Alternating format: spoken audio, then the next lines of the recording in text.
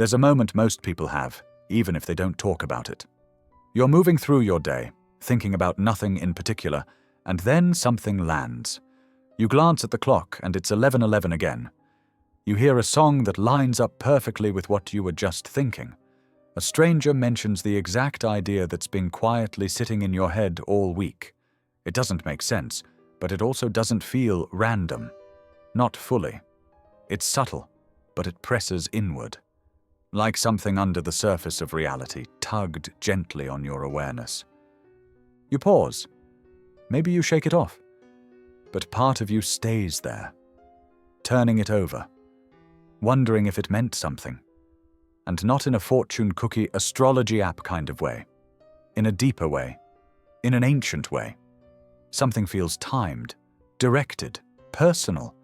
And even though it doesn't make sense logically, it feels like it fits inside a rhythm you can almost remember, but can't quite explain. You go back to your day. But the feeling lingers. The same patterns show up again. The timing gets tighter. The nudges grow louder. You start to notice more of them. Not every once in a while. Often. Almost like the universe is getting impatient. Like it's been trying to get your attention for years and you finally looked up. And in that space between recognition and denial, something clicks. The mind wants to call it coincidence. Pattern recognition. Probability. We've been trained to explain away anything we can't measure. But the body, the deeper body, the one beneath language, responds differently. It relaxes into it. Like it remembers. Like this isn't the first time. And it wasn't. Because for some reason these moments don't feel new. They feel like a return. That quiet alignment, those precise, charged little moments, have always been around you. Only now, something inside is finally awake enough to feel them. And that's the shift no one talks about. It's not that synchronicities suddenly start happening. It's that you begin to notice you were never alone in the conversation.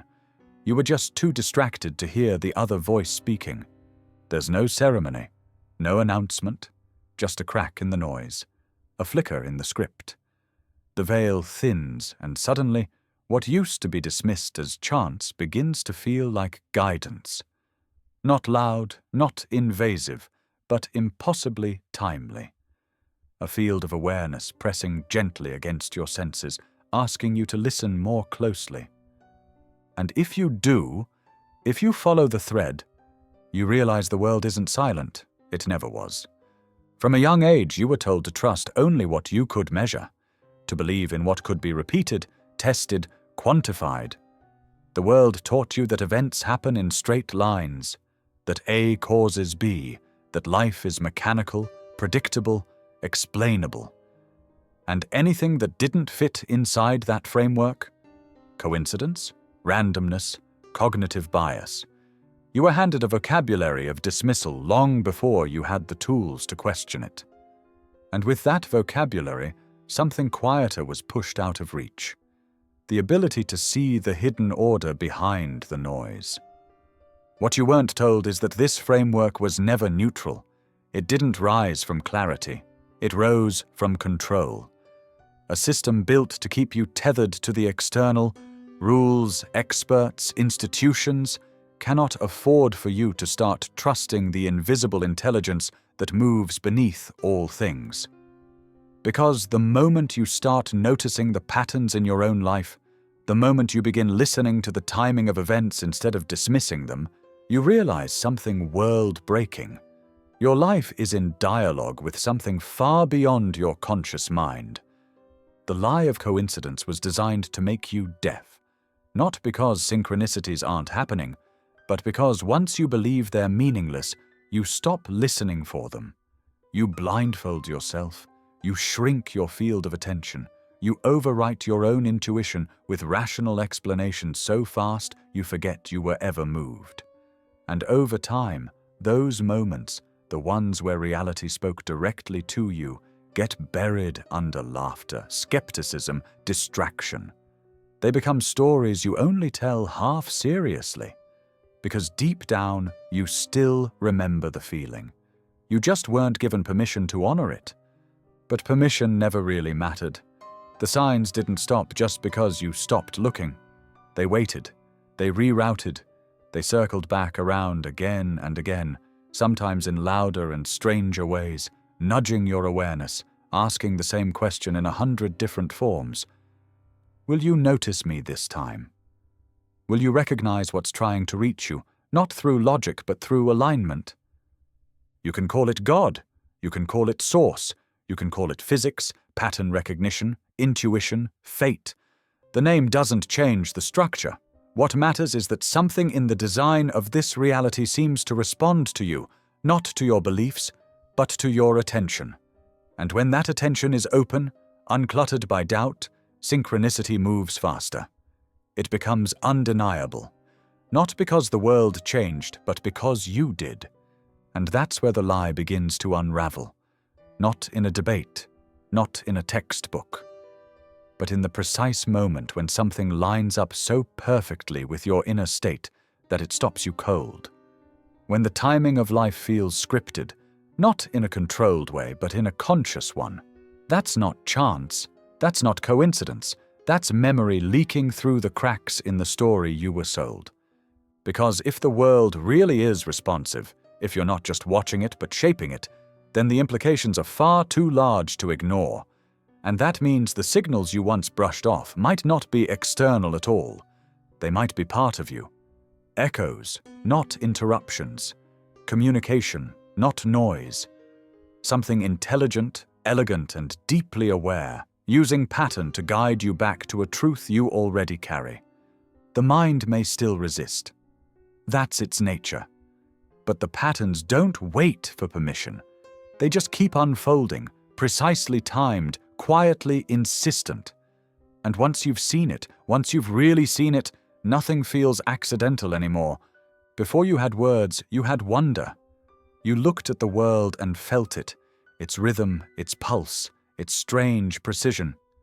You noticed how things aligned, how energy moved. You didn't need proof. You didn't need logic. You knew the world was alive because you felt it. That feeling, that innate sense of connection, was your first language. Long before anyone explained what life was supposed to be, you were already in quiet conversation with it. But then came the stories, the systems, the scripts. You were taught the alphabet of the rational world. Facts, dates, definitions. Everything had to be named, sorted, labeled. Everything had to fit inside a structure that made sense to someone else. You learned that what could be tested was real, and what couldn't be tested didn't matter. Slowly, the language of wonder was replaced with the language of control. It wasn't malicious. It was cultural, generational, institutional. School taught you to memorize, not to perceive, to obey, not to feel.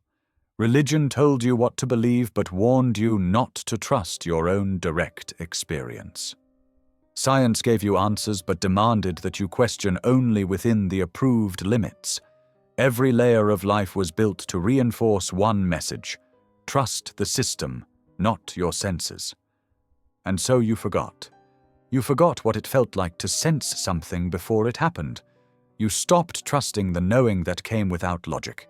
You learned to be embarrassed by your intuition, to filter your speech, to roll your eyes at your own synchronicities.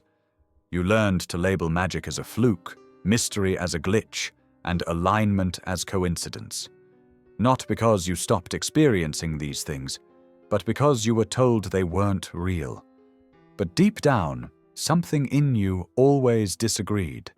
That disagreement never fully died. It just went quiet. It watched from the edges as you performed the roles expected of you: student, worker, citizen, adult. It showed up sometimes in your dreams, in your gut feelings, in those weirdly timed moments that defied explanation. And for a split second, you would feel the presence of that old awareness again. The one that saw through the scripts. You didn't forget because the patterns disappeared. You forgot because distraction became the new religion. You were taught to stay busy, to keep scrolling, to move faster than your own intuition. The noise wasn't accidental. It was engineered to keep you from hearing what never stopped speaking. Because if you slow down, if you listen, that first language, the one of energy, of rhythm, of resonance, comes rushing back. And when it does, something strange begins to happen. You don't just remember what you were taught to ignore. You remember who you were before the forgetting. You start to feel the outlines of an older self, one that trusted the unseen and understood the language of pattern not as metaphor, but as reality. You don't need to prove it. You don't need to explain it. You just feel it rise, quiet, undeniable, ancient. This is the remembering, not of a concept, but of a state, one that was once natural to you, one that still lives inside you, just beneath the noise. And the moment you stop running from that remembering, the patterns begin to return, sharper, louder, more insistent, as if they were waiting for you to come back to the place where nothing ever needed to be proven, only seen. It's easy to call it luck when something lines up, a chance encounter, a perfect timing, a gentle unfolding of events that feels too precise to be random. But what if it isn't luck at all? What if synchronicity is not an exception to the rule, but the rule itself misunderstood? When two events connect without a clear cause but carry deep personal meaning, we call it coincidence. But calling it that is like hearing someone speak a foreign language and deciding it's just noise. Meaning doesn't disappear just because you don't recognize the structure. Synchronicity isn't a malfunction, it's a form of communication, a symbolic system designed to bypass logic and speak directly to your pattern recognition. The kind of recognition the soul has trained for across lifetimes. Language is just patterned sound. Music is just patterned vibration. Reality, patterned experience. Everything in existence speaks in code, vibration, frequency, timing. The question isn't whether the universe is speaking. The question is whether you're paying attention to how it speaks. Most people wait for messages to come in words. They want signs to be loud and clear, preferably in their native tongue. But the universe doesn't shout. It nudges. It layers meaning across space and time like a painter layering oil on canvas. It creates echoes, rhythms, recurrences. And the more sensitive you become to that rhythm, the more fluent you become in its language. Synchronicities are not anomalies. They are sentences, paragraphs, entire conversations. They appear in moments that feel emotionally charged, when your energy spikes or drops, when your subconscious is close to the surface. They show up through numbers, symbols, animal encounters, overheard phrases, repeated names, looping dreams. None of them are random. They are stitched into your experience by something that doesn't care about how things look, but about how they feel. And here's the twist. The language of synchronicity is more accurate than words, because it bypasses your social filters. It doesn't need to be polite, persuasive, or grammatically correct. It needs only to resonate, to land, to strike that knowing chord deep in your chest, the one that says, "Pay attention. This matters." But language is a two-way path. You can listen passively, or you can learn to speak back. Through intention, through clarity, through energetic coherence. You don't request synchronicities with begging or doubt. You align with them. You learn their grammar by becoming precise in your presence, sincere in your desire, clean in your frequency. And when you do, the universe doesn't just speak, it responds. People say they want signs. What they rarely admit is that they want signs that don't require change. But real synchronicity doesn't comfort. It clarifies. It removes options that don't serve you. It directs, sometimes ruthlessly, toward alignment. It's not interested in helping you feel safe. It's interested in helping you wake up. So when you start to see the patterns form, when the same name shows up 3 times in 1 week, when the clock pulls your attention to the same digits again and again, when the stranger says exactly what you needed to hear, that's not the universe throwing you a bone. That's the language of reality itself, bending around your awareness to get a message through. A message that doesn't just want to be seen, it wants to be spoken with. And the moment you understand that, you stop waiting for meaning to arrive. You start learning how to listen differently. Because the world was never mute, it was singing in a frequency you were just beginning to hear. There's a reason the patterns feel so personal. Why certain numbers follow only you. Why some songs play at the exact right moment with lyrics that echo a thought you didn't say out loud. Why you think of someone and they text you within seconds, or a memory you haven't visited in years suddenly reappears, mirrored in a conversation, a film, a stranger's words. These moments aren't tricks of the brain. They're not delusions or flights of fantasy. They're the result of something real, an intelligence beneath the surface of reality that's been responding to you the entire time. You've been taught that what is real must be external, measurable, separate from perception. But that definition is incomplete, because perception is participation. Consciousness is not a passive lens. It doesn't simply observe reality, it helps shape it. And this is where the paradigm cracks. Because if your consciousness affects reality, then the events unfolding around you are not entirely objective. They are woven with your energy, your focus, your emotional field. And synchronicity? That's when those threads become visible. This is not a belief system. It's an observed truth across disciplines, ancient mysticism, quantum theory, systems thinking. Science itself now flirts with the idea that information might be more fundamental than matter. That reality might not be built from particles, but from patterns, which means the moments that seem aligned, charged, and impossibly timed are not interruptions in a chaotic system. They're exposures of an underlying order, glitches not in the matrix, but of it. And yet most people still write them off. Why? Because recognizing synchronicity as real means abandoning the illusion of randomness.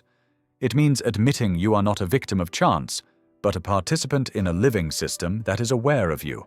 That scares people. It requires responsibility, awareness, a deeper listening. It's far easier to call things coincidence than to consider that the universe might be designed to communicate.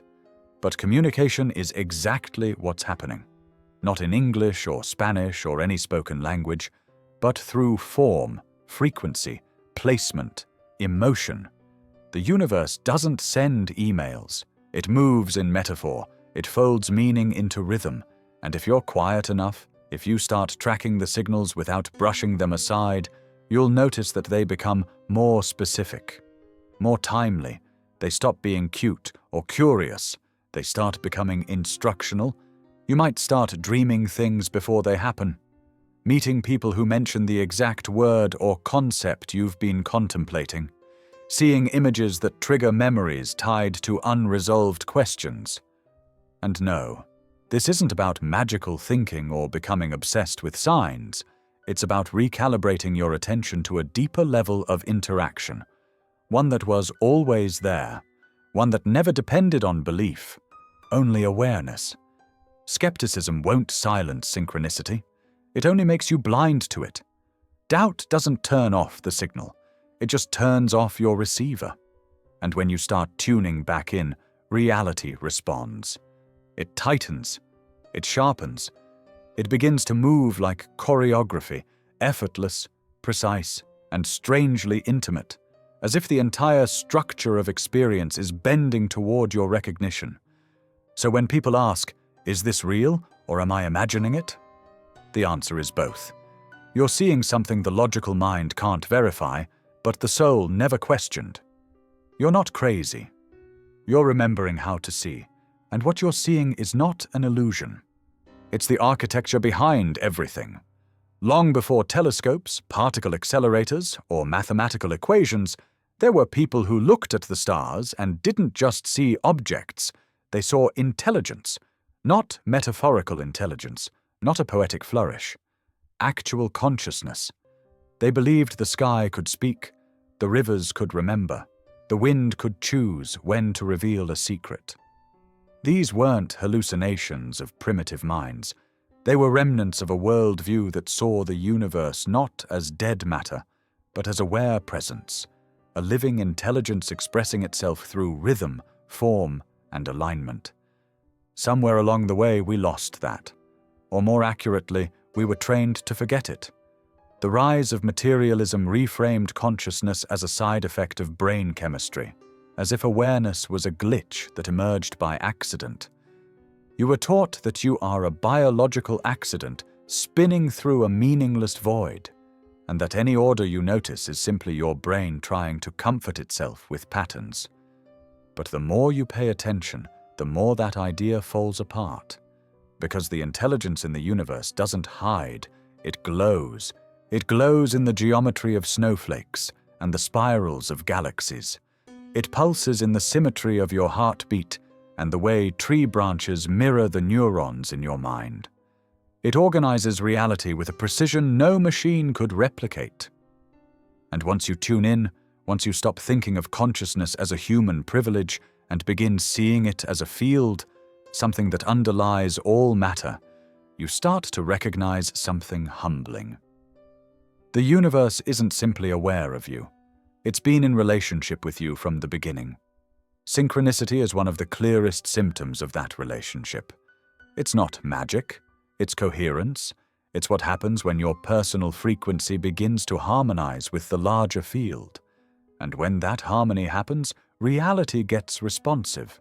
Events fold in on themselves, patterns tighten, guidance appears not in voices or visions, but in timing, flawless, unmissable timing that speaks in its own grammar. This is why ancient traditions didn't separate the spiritual from the natural. They knew consciousness wasn't trapped in human minds. It lived in the rocks, the rivers, the sky, the silence. It lived in everything. The Vedic rishis spoke of the universe as a vibration, carrying the memory of creation. The Egyptians saw the cosmos as the mind of the divine, made visible.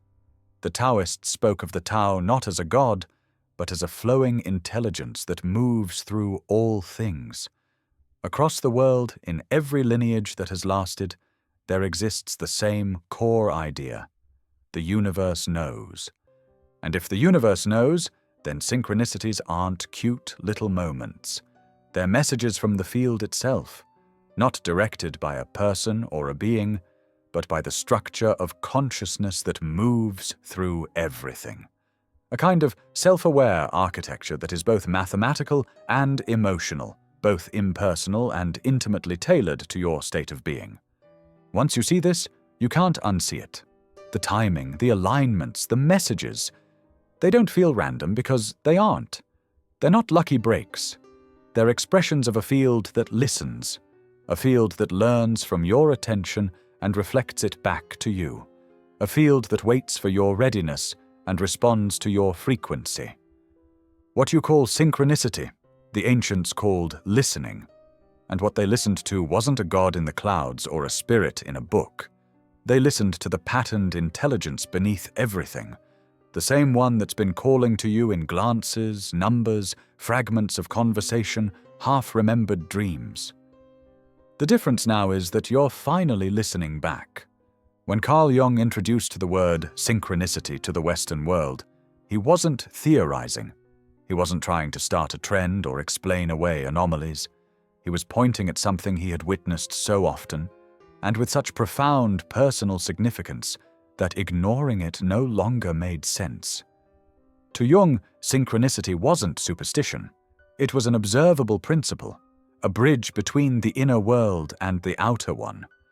He saw it not as a belief, but as a function of reality, one that traditional science had simply overlooked because it refused to measure what it couldn't control. Jung watched meaningful patterns emerge between dreams and waking life, between patient stories and mythic archetypes, between thought and event. He saw how inner states could manifest as outer phenomena, how your mind, charged with emotional meaning, could seemingly pull something from the depths of the world and place it directly in your path. And it wasn't just him. His patients noticed it too. The more they dove into the unconscious, the more the world began to mirror them in ways that defied probability but carried unmistakable truth. To Jung, this wasn't accidental. He saw the psyche and the world as two reflections of the same underlying structure. He called it the unus mundus, one world, a unified field where mind and matter were not separate but synchronously entangled. Meaning didn't just come from events themselves, it came from the way they corresponded with your inner state. And when the outer world begins to reflect your inner world with precise timing and emotional resonance, something larger is at play. Something you can't measure with instruments, but can feel with absolute clarity. Modern thinkers have tried to reduce synchronicity to psychology, to confirmation bias, pattern-seeking behavior, random chance interpreted as meaningful. But these explanations always fall flat in practice, because the deeper you go into your own awareness, the more precise and impossible to dismiss these moments become. They don't just reflect what you want to see. They reflect what you need to see. Your wounds, your questions, your forgotten threads. They don't just align with your thoughts, they challenge your trajectory. And sometimes they course-correct it completely. Jung wasn't alone in this recognition. He stood in a long lineage of mystics, alchemists, and sages who spoke of the same principle in different terms. The Hermeticists said, "As above, so below. As within, so without." The Gnostics spoke of a divine order that reveals itself only through inner work. Indigenous shamans recognized the talking world, where animals, weather, and dreams mirrored the health of the soul. These weren't myths, they were technologies of awareness. And Jung, trained in Western medicine but steeped in myth, translated them for a modern mind. He warned, though, that synchronicity isn't always gentle. It can feel like disruption. It can appear as chaos before it reveals its shape. Because its function isn't entertainment, it's revelation.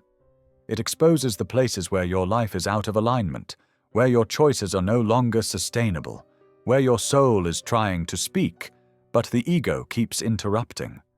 And that's the part most people resist. Because seeing the pattern means confronting what it reflects. But if you're willing to look, synchronicity becomes a form of therapy the world can't offer. It bypasses denial. It cracks the surface. It speaks the language of the deeper self, the part of you that already knows, already remembers, already belongs. Jung didn't invent this language. He just gave us a modern name for something that never stopped speaking. Something that, once heard, never truly goes silent again. Synchronicity seems like magic when you first notice it, a flicker of precision in the chaos. But once the novelty fades, a new question rises. Why is it happening like this? Why that number? Why that phrase? Why do the signs seem to repeat in forms that feel intentional, mathematical, even encoded? That's because they are. There's a design beneath the moment, a current under the surface. What appears as random alignment is often the visible tip of a deeper, structured intelligence that moves like geometry through your life. Patterns don't just happen. They organize. They emerge from laws that shape vibration into form, seen in nature's spirals, in Fibonacci sequences, in the mirrored halves of your own face. These aren't decorations. They are blueprints. And when synchronicity begins to occur, it's not just the what that matters, it's the how. The recurrence of a symbol, the echo of a number, the recurrence of a situation at different levels of your life. They're not isolated tricks of chance. They are fractals. Self-similar repetitions of a message you haven't yet integrated. Every synchronicity you ignore comes back with sharper edges. Every lesson left unread returns louder. The pattern behind the pattern is patient, but precise. It doesn't punish you. It invites you. Again and again, until you start to ask, not what is happening to me, but what is this trying to show me? That shift in question is where awareness begins to unfold. Think of your life as a mandala, sacred and patterned. You are always in the center, and life spirals around you, reflecting where you are energetically. When you're unconscious, the pattern is loose, blurred, inconsistent. But the more aware you become, the more symmetry appears. People show up at the right moment. Challenges arrive with surgical timing. The outer world shapes itself around the internal blueprint you're finally starting to access. This isn't philosophy, it's mechanics. When you change your frequency through intention, healing, presence, the world has no choice but to recalibrate. Synchronicity sharpens because the field around you becomes less noisy. You stop projecting confusion and start emitting coherence. That coherence acts like a signal. It clarifies, it magnetizes, it arranges. And that arrangement shows up as pattern, not linear but holographic. The same insight might appear through a book, a conversation, and a dream, all in the same week, not because you're lucky, but because you're in alignment. The universe speaks in layers. One message, many forms, one lesson, many mirrors. That's why you can't afford to dismiss the little things, the subtle repetition of an image, the strange familiarity of a stranger, the timing that feels too on the nose to be meaningless. They're not just interesting, they're part of your feedback loop. They're showing you where your energy is speaking louder than your words. Some people chase big signs, loud moments, cinematic revelations. But the pattern behind the pattern doesn't need spectacle. It needs sensitivity. It needs your willingness to notice, to see the invisible scaffolding of meaning rising around your ordinary life. Because once you recognize it, you begin to read life differently. You stop demanding explanation and start tuning into rhythm. And the more fluent you become in that rhythm, the more reality begins to speak in full sentences. It's not just about spotting patterns, it's about realizing you are part of one, a living symbol inside a larger system of memory and meaning. And that system isn't reacting to you, it's reflecting you, with precision, with patience, with a knowing far older than thought. It always starts subtly. You glance at the clock and it's 11:11. Again, you shrug it off. Then it's 2:22. License plates, receipts, hotel room numbers, flight times. The same digits keep showing up like echoes in different rooms. And even if you laugh it off, a part of you knows it's not random. You feel it land each time, as if reality just tapped your shoulder and waited for you to notice. Numbers aren't just quantities, they're frequencies, archetypes, carriers of meaning older than language and more precise than words. Ancient cultures understood this long before modern science started breaking things down into particles. To the Pythagoreans, numbers were divine architecture, symbols that expressed cosmic order. In sacred geometry, the triangle, square, and circle weren't just shapes, they were containers of intelligence. Numbers represented principles, wholeness, initiation, union. Every digit was more than a figure, it was a fingerprint of creation. And when those fingerprints begin showing up in your life over and over, it's not because your brain is playing tricks, it's because your field is resonating in a way that's drawing them in. Repeating numbers 111, 222, 333 are not just coincidences. They're markers, time stamps. Like coordinates in a coded system, each sequence points to a particular kind of energy. When you start seeing 111, something is activating. A new beginning, a realignment, a crack opening into a new layer of awareness. 222 often arrives when duality is being healed, when you're being called to trust timing over control. 333 signals the presence of guidance, of unseen support tightening around you. These aren't hard rules, they're archetypal currents, and when they show up, they reflect what you're broadcasting, consciously or not. You may not always know the meaning immediately, and that's okay. The point isn't to crack a code, the point is to notice the rhythm. When numbers recur, they're often acting like breadcrumbs. They appear in clusters, right when you're asking questions, doubting your path, standing at thresholds. They don't offer answers. They offer attention. They draw yours towards something you might have ignored, an inner nudge, a forgotten decision, a thread waiting to be followed. Some people search for universal meanings, memorizing angel number definitions or numerological charts, but the most important meaning is personal. What were you thinking when that number appeared? What were you feeling? What choice were you about to make? Numbers don't carry messages in isolation. They carry them in context. The number is the bell. Your consciousness is the tone it rings. That's why some sequences follow you for months, or even years. They're not just signs, they're reflections of inner cycles. When a pattern hasn't been integrated, the number becomes a recurring symbol, not to annoy you, but to hold space for something unfinished. When that number fades, it's not because the magic is gone, it's because the resonance has shifted. You've learned something, integrated something, and now the field responds differently. Numbers are clean, unemotional. They don't seduce or manipulate, they simply reflect. That's why they're so powerful. They don't distract you from the truth. They underline it. And the more you engage with them, not as superstition but as signals, the more fluent you become in the language of the unseen. It's not about mysticism for the sake of mysticism, it's about calibration. The way a tuning fork vibrates in resonance with a specific pitch, the repeating numbers in your life vibrate in resonance with a specific chapter of your unfolding. When they appear, they're not asking for your belief. They're offering you alignment. And once you learn to listen with more than your eyes, you realize they've been speaking all along. At the foundation of everything, beneath your thoughts, your cells, your beliefs, even your memories, there is vibration. Not metaphorically, literally.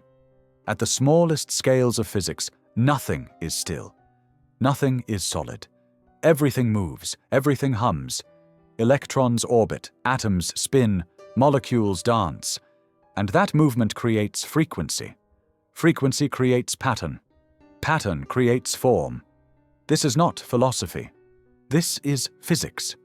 The deeper you look into matter, the more you realize it's not built from things. It's built from resonance. The ancients didn't need particle accelerators to know this. They felt it. The Vedas spoke of Nada Brahma, the universe as sound. The mystics of Egypt, Tibet, and Sumer aligned sacred sites with celestial harmonics. The builders of temples, pyramids, and stone circles knew that when structure matched frequency, the space became a tuning device, one that didn't just echo the heavens, but activated the soul. This wasn't architecture, it was technology. Because when vibration is understood, it can be used. You've felt this even if you didn't have the words. You've walked into rooms that felt heavy before anyone spoke.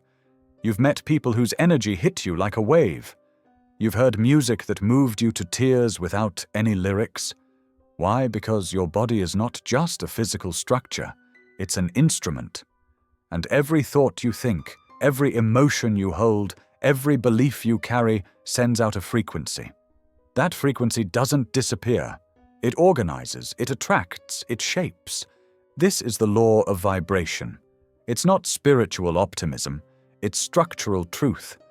You're not attracting things with your wants, you're aligning with them through your resonance. The universe doesn't respond to what you say you want. It responds to what you are. And what you are is not just your personality or your goals.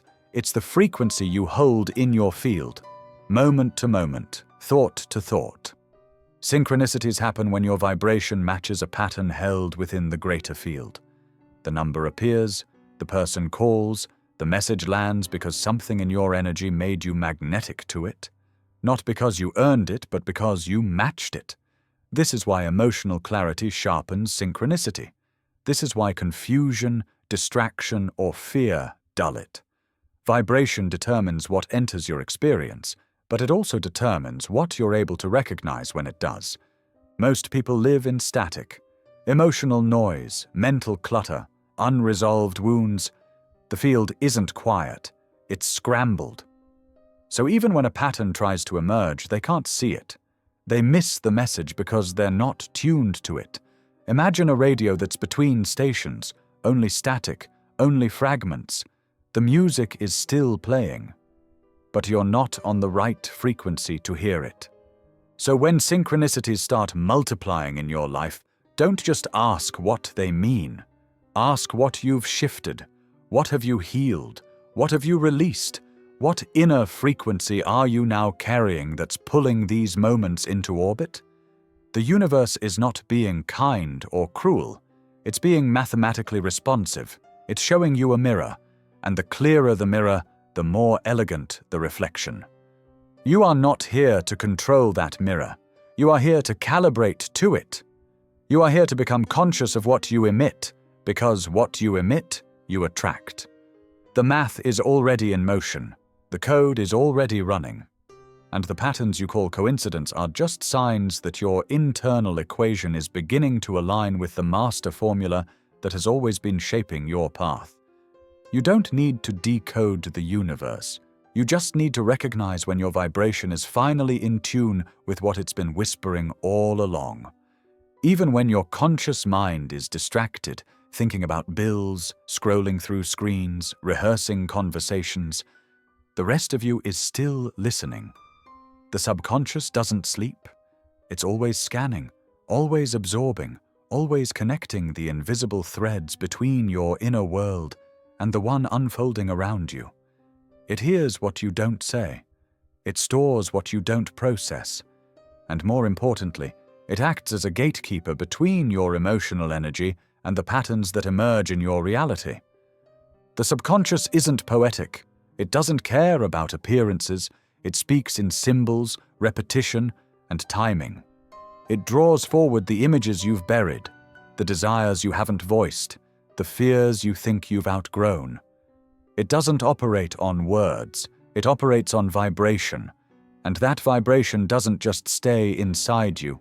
It radiates outward, coloring your experience and calibrating your field. You don't need to manifest anything. You're already broadcasting all the time. The question is, are you paying attention to what's actually being sent? This is why synchronicity isn't just mystical. It's neurological. Your subconscious mind processes millions of bits of information every second.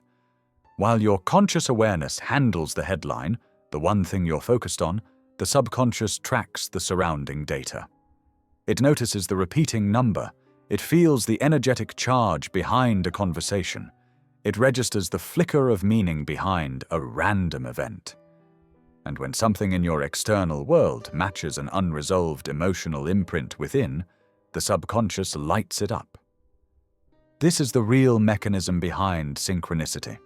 It's not just the universe arranging events. It's your inner world meeting itself through outer form. The more in tune you are with your subconscious, the faster these moments appear. Not because you're lucky, because you've cleared the static. When you face your grief, your fear, your shame, when you process instead of suppress, your field becomes coherent. Your vibration sharpens. And in that coherence, patterns emerge. Not to reward you, to reflect you. But most people ignore this. They try to think their way into alignment. They read affirmations aloud while their body trembles with unprocessed memory. They ask for signs but refuse to sit still long enough to hear the answers. They want magic without self-awareness. But the subconscious doesn't respond to what you say. It responds to what you mean, to what you believe when no one's looking, to what you carry in your nervous system when you're alone. This is why the most powerful shifts often happen after deep emotional release. You let go of an identity, you cry out an old story, you sit quietly through discomfort without trying to fix it. And then suddenly, synchronicity floods in. People call it coincidence. But what really happened is that your signal changed, and the field responded. Reality reassembled itself around your new vibration. That's not magic. That's physics filtered through consciousness. You don't have to control this process. You have to respect it. Because your subconscious is listening even when you pretend nothing matters. It's listening when you say you're fine, but carry resentment. It's listening when you declare your dreams out loud, but quietly expect them to fail. And it's listening when you finally start telling the truth, not with your mouth, but with your nervous system. That's when synchronicity begins to surge, not because you forced it, but because you stopped lying to yourself. The inner conversation became honest, and reality could finally respond with precision. Because what you're seeing out there, it's not the universe playing tricks. It's the subconscious saying, "Now you're ready." You've been taught to think of thoughts as private, harmless, fleeting, sealed inside your skull. But thought is not confined. It's not silent. It's not still. Every thought carries a frequency, and that frequency doesn't stay put. It moves, it radiates, it becomes signal. Not metaphorically, literally. Your thoughts ripple into the field around you like drops in water. You may not see the wave they create, but the field does, and it responds accordingly. This is why synchronicity feels so personal, because it is. The external event didn't randomly occur. It aligned with what you were carrying. It echoed the pattern you were already transmitting. Thought isn't just internal narration. It's a broadcast, a form of energetic architecture. You don't just think, you emit. And the universe organizes around what you emit, not what you wish for, not what you script or speak out loud, but what you hold with consistency, clarity, and emotional charge. You've experienced this without knowing it. You think of someone, and they reach out. You wonder about a question, and the answer appears in a headline or in a stranger's casual comment. You start obsessing over something, and suddenly your environment reflects it everywhere. This isn't your brain noticing things that were already there. This is the field adjusting to the vibration you've been pulsing into it. Because thoughts are not neutral. They are creative. They don't just pass through your mind, they shape your signal. And the field doesn't filter signal by morality. It doesn't judge whether your thoughts are positive, enlightened, or fearful. It responds to intensity, clarity, emotional weight. You can repeat affirmations all day, but if underneath them you're holding resentment, insecurity, or self-doubt, those are the frequencies the field will reflect back. Not because you're being punished, but because the signal can't lie. This is why awareness is power. Not because it makes you right, but because it makes you responsible. You begin to realize that every mental loop, every rumination, every daydream is adding to the energetic equation that reality is calculating around you. It's not about controlling your thoughts obsessively. It's about noticing which ones have become habitual, which ones you allow to run unchallenged, which ones have grown roots and become background noise in your signal. You don't need to be perfect. You don't need to monitor every flicker of your mind, but you do need to become intentional. Because when thought becomes aligned with presence, when it arises from clarity rather than compulsion, it becomes precision. It shapes the field in a cleaner way. And synchronicity begins to sharpen around it. The more integrity there is between what you think, what you feel, and what you do, the more coherent your signal becomes. Most people try to fix the external world without examining their inner broadcast. They chase results, manipulate timing, demand answers. But the field isn't manipulated, it's matched. And the most powerful matching happens when your inner world is quiet, honest, and aligned. That's when you begin to notice a shift, not just in isolated moments, but in your relationship to time, to space, to choice itself. So the next time a pattern appears, ask yourself, what have I been thinking about? Not casually, but consistently. What have I been holding quietly, with emotion, for days, weeks, maybe even years? The field remembers. The field reflects. And the event unfolding in front of you isn't random. It's recognition. A signal received. A frequency matched.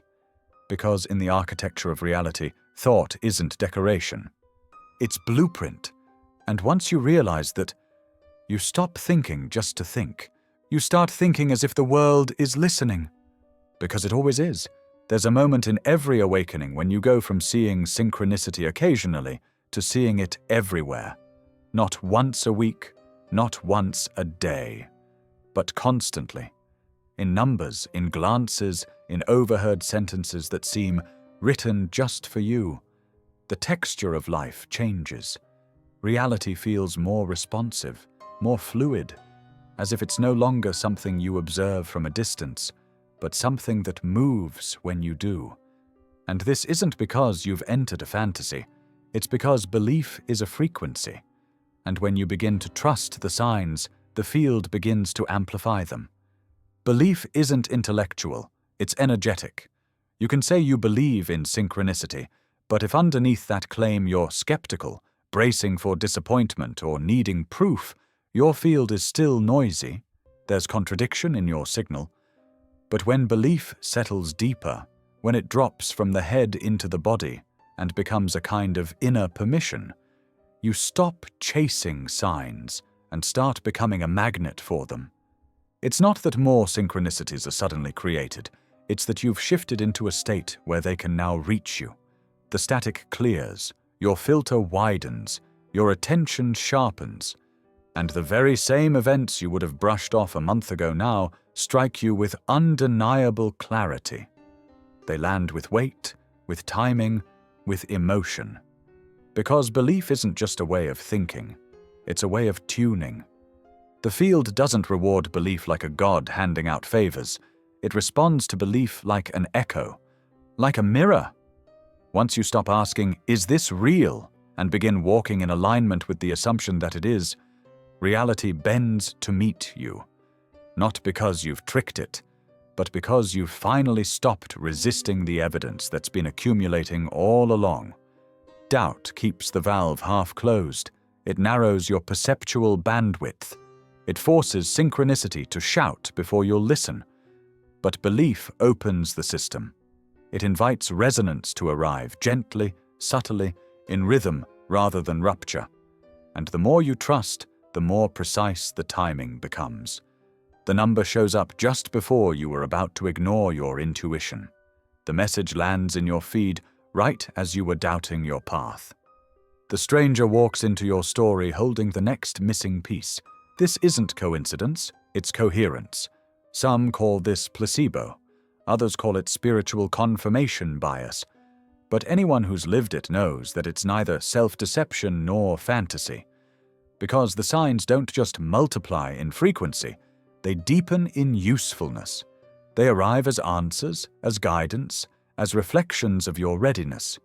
They adjust to your level of attention. They test the clarity of your trust. They ask, "Now that you believe, what will you do with the messages you're being given?" This is where many stop. They bask in the magic but refuse to engage with its implications. They want signs to entertain, not to instruct. But real synchronicity doesn't exist to comfort you. It exists to grow you. And belief, once it opens the door, requires integration. Otherwise the signs become noise, the messages become rituals, and the field stops responding. Not out of punishment, but out of accuracy. The mirror only reflects what you bring to it. So when the signs start multiplying, don't just celebrate. Inquire, reflect, respond. Recognize that you're in a new phase of relationship with the field. You're not glimpsing magic, you're aligning with it. And belief isn't the final step. It's the tuning fork that prepares you for a deeper one, living as if every message you receive is asking you to become the next version of yourself. It's not that synchronicities are rare, it's that most people are trained not to see them. From the moment you enter the world, you're immersed in a system designed to numb your perception. You're handed a script, a rhythm, a worldview, one where only what is measurable is valid, and only what is repeatable is real. Everything else? Coincidence, imagination, delusion. You're taught to trust authority over intuition, procedure over presence, facts over felt experience. And in doing so, you're slowly cut off from the most responsive part of reality, its intelligence. The system isn't a villain in a movie. It doesn't wear a face or speak with a single voice. It's built into the structures around you: education, media, medicine, religion. These institutions weren't designed to help you see. They were designed to help you conform, to memorize, repeat, perform. You learn early on that seeing patterns others don't makes you weird, that speaking about inner guidance gets you labeled as unstable, that trusting your instincts makes you irresponsible. So you adapt, you edit yourself, you choose silence over ridicule, and little by little you stop noticing. But reality doesn't stop speaking just because you stop listening. The signs keep coming. They tap on the windows of your perception. But when your attention is constantly hijacked by deadlines, notifications, news cycles, social roles, your capacity to perceive them collapses. The world becomes flat, functional, devoid of poetry, and in that flatness, synchronicity seems like superstition, like a luxury for mystics and eccentrics, not a living current that you're meant to be in dialogue with. This is not accidental. A distracted mind is a dependent mind, one that seeks external solutions, trusts outside sources, buys into whatever reality it's told to believe in. Synchronicity is dangerous to this model, because synchronicity affirms that you are part of the intelligence, that life responds to your thoughts, your frequency, your inner work. And if that's true, then the locus of power moves inward. Then you don't need constant guidance. You need stillness. You don't need more information. You need integration. And the system has no use for people who operate from that level of sovereignty. That's why real awakening doesn't start with acquiring more knowledge. It starts with unlearning the idea that truth lives outside of you. That meaning has to be mediated. That symbols and signs only matter if an expert explains them. Awakening is what happens when you pause long enough for your own perception to resensitize. When the static clears and you notice how reality has been winking at you for years, how your path was always communicating with you, through detours, relationships, dreams, breakdowns, not as obstacles, but as mirrors. This is why so many people experience a flood of synchronicity after trauma, crisis, or radical silence. Because when the illusion collapses, when the system loses its grip, you finally start to see again. And what you see isn't new. It was always there. The number patterns, the meaningful encounters, the uncanny timing, the inner voice that always knew. These aren't signs of spiritual awakening. They are the awakening, the return to your original language. You were never meant to be blind. You were taught to close your eyes. And now that they're opening, you begin to realize just how much you've been missing, not because the magic wasn't real, but because the noise was so loud. But the moment you remember that reality doesn't just unfold, it responds, the world begins to reassemble itself in front of you. And the longer you stay awake, the more you begin to see how many of your detours were never detours at all. We've been told that if something can't be measured, it doesn't exist. That science and spirituality are opposites, one based in facts, the other in feelings. But this is a false divide, a carefully maintained illusion that keeps two powerful ways of knowing from ever shaking hands. Because if they did, if the scientific and the spiritual were allowed to coexist without hierarchy, the boundaries of what we call real would rupture. And in that rupture, synchronicity would no longer be dismissed. It would be understood. The truth is, science was never supposed to be anti-mystery. At its core, science is curiosity formalized. It is the structured study of pattern, rhythm, cause, and effect. And what is synchronicity if not pattern? What is spiritual resonance if not cause and effect playing out on a subtler frequency? The only reason these things are dismissed is because we still confuse the invisible with the imaginary. But invisibility is not the same as non-existence. You can't see gravity, but you feel it. You can't see Wi-Fi, but it shapes your world. Thought, memory, emotion. None of these can be touched. And yet they move your life more than anything physical ever could. In recent years, certain branches of science have begun circling this truth. Quantum physics, systems theory, epigenetics, field dynamics, each in their own way touching the edge of something deeply ancient, that we live in a relational universe where observation changes outcome, where everything is entangled, and where the act of attention shapes reality. But even now, mainstream science clings to materialism. Not because it's correct, but because it's stable, predictable, contained. Synchronicity, on the other hand, is deeply personal. It doesn't submit to peer review. It can't be replicated in a lab. And so it's labeled anecdote, anomaly, or worse, nonsense. But ask the people who've lived it. The scientists, physicians, engineers, skeptics, those whose lives cracked open after one too many coincidences. They'll tell you what the textbooks won't. That meaning has a mathematics. That timing has a symmetry. That sometimes life doesn't just unfold with logic. It unfolds with precision that makes logic seem like a shadow of something deeper. And if you dig into history, you'll find that the earliest scientists were also mystics. Pythagoras taught that numbers were sacred. Newton, who gave us the laws of motion, also obsessed over alchemy. Kepler, Galileo, Da Vinci, none of them separated the material from the spiritual. They didn't ask, "Is this measurable?" They asked, "Is this true?" And sometimes truth arrives not through formula, but through resonance, through alignment, through the way something makes the soul say, "Yes, I recognize this." So why the divide now? Because a world that believes only in the material is easier to control. It narrows your curiosity. It flattens your sense of what's possible. It keeps you in a box where only the approved voices can speak. But the moment you admit that synchronicity is real, truly real, the walls of that box begin to tremble. Suddenly your experience is valid. Suddenly your perception matters. Suddenly you're no longer just observing life. You're in conversation with it. And that conversation doesn't care if you have a PhD. It doesn't wait for the research paper. It moves in rhythm with your frequency, not your credentials. The universe doesn't need your permission to respond. It needs your presence. The signs you receive aren't less real because they don't fit inside the scientific method. They're real because they fit you, because they appear with meaning, not mechanism, with timing, not calculation.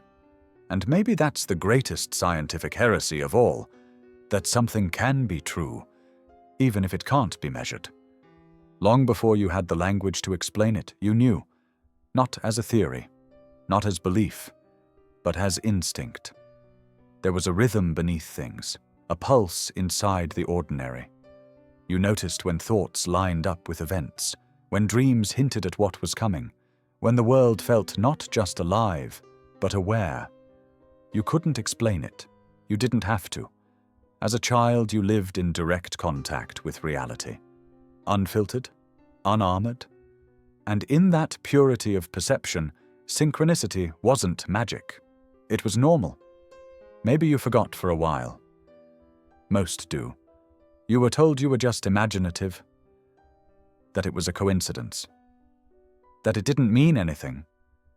And so you began to filter.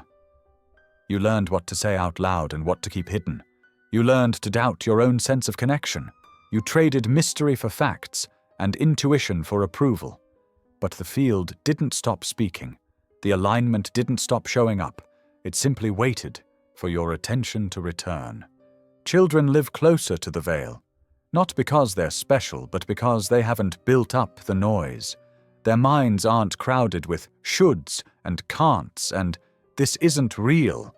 They're still tuned to the natural language of the universe: symbol, sensation, pattern, play. They follow nudges. They trust the invisible. They don't question that a coincidence could be meaningful. They assume it is. And that assumption is the doorway. Not because it's naive, but because it's receptive. Synchronicity doesn't require you to prove it. It requires you to feel it. to trust the subtle charge that lands in the gut when a moment clicks into place, to follow that strange gravity that pulls you toward certain people, places, or decisions without explanation.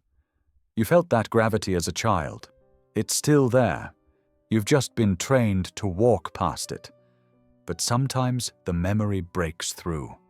In the quiet after loss, in the awe of nature, in the eyes of someone who sees you without needing context, something stirs, a recognition, a feeling you can't articulate but can't deny either, like returning to a home you forgot you left. And you realize the connection was never broken. It was only buried beneath layers of noise and instruction. Synchronicity often surges in moments like these, not because the universe suddenly starts caring, but because you soften enough to listen. You return, even briefly, to the frequency you carried as a child, the one that didn't question the signs but followed them, the one that didn't explain everything away but moved with curiosity and wonder. And maybe that's what remembering really is, not learning something new, but shedding what was never yours to begin with. The rigidity, the skepticism, the performance. When those layers fall, what's left isn't confusion. It's clarity. It's the original signal, the one you heard before the world taught you to doubt it. You've always had access. You've always been part of the pattern. The alignments you see now are not new. They're echoes, ripples from a deeper truth you already touched long ago, when no one was watching and you didn't need proof. That version of you never went away. They're still there, waiting in the background. Not to be rediscovered, but to be remembered. Because deep down, you never stopped hearing the rhythm. You just stopped trusting it. There are moments that don't feel like moments. They feel like tears in the script. You walk into a room and everything feels off. The light is too still. The air hums strangely. A sentence you've never heard before echoes like something you already knew, or someone says exactly what you were just thinking, but with no way of knowing. These flickers don't announce themselves. They arrive quietly, wrapped in familiarity. But underneath, something sacred is being exposed. Most people brush these moments off. Too weird, too subtle, too fast. But if you pay attention, really pay attention, you can feel it. A soft breach in the usual rhythm of the day. Something peeking through the surface of normal and reminding you that normal has always been an illusion. What you call the matrix isn't just a digital metaphor, it's the grid of assumptions that keeps your mind inside a box. Cause, effect, logic, time. But synchronicity doesn't care about those rules. It lives in the slippage between them. The matrix flickers when a coincidence arrives too precisely to dismiss. When you think of someone and their name appears on a billboard minutes later. When a song speaks a truth you couldn't say out loud. When a stranger becomes a mirror for your inner world. These aren't glitches. They're openings. Pockets of consciousness that ripple with awareness, as if the simulation briefly loses its grip and lets truth bleed through. And the truth is, you're not just a character in this story. You're part of the code. You don't observe reality, you co-author it. And when the matrix flickers, when reality bends around your thoughts, your timing, your emotional field, it's not a malfunction. It's feedback. An invitation to recognize that your presence is not passive. It's shaping the script as much as it's following it. These moments can feel eerie because they break the consensus trance, the collective agreement that life must always unfold predictably. But every flicker is an opportunity to become lucid inside your own experience, to realize that your thoughts aren't floating, they're weaving, that your choices don't echo, they reverberate, that what you call reality is responsive, elastic, and deeply tuned to your state of being. You've had these experiences before, everyone has, but we're trained to override them, to return to the narrative, to distract, to explain, to scroll. the matrix depends on your agreement to stay unconscious, to keep walking past the strange alignment without asking what it might mean. But if you pause, if you resist the urge to rationalize, you'll feel it. That slight widening of perception, that subtle signal rising through your skin saying, "This matters." Not because it's dramatic, but because it's true. These flickers won't give you answers, not in the way your mind wants. They're not declarations, they're activations, nudges, markers that something beneath the surface is shifting, that your awareness is pulling energy into alignment faster than before. And the more you pay attention, the more they unfold, not as one-time events, but as a new normal. Life begins to organize itself differently. Less by logic, more by resonance, less by plan, more by pulse.